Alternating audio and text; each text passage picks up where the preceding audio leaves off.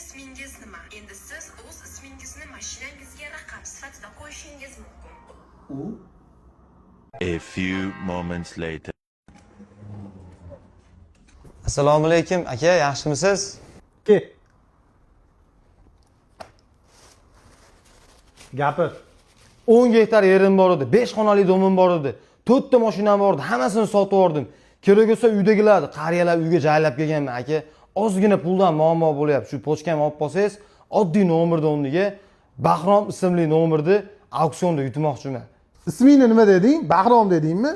Sen uka shoshilma. Seni isming qimmat ism ekan. 1-yanvardan kuchga kiradi bu qonun. Ungacha senga maslahatim ismingni arzon ismga almashtirib ol. Bilsang, Mansur, Asad, Bobir, Bezod, Sardor, Dilshod ismlar bor. Mana shu ismlarga almashtirib ol, uka meni bittasiga beraveradi. Auksionda qatnashishing ham shart emas.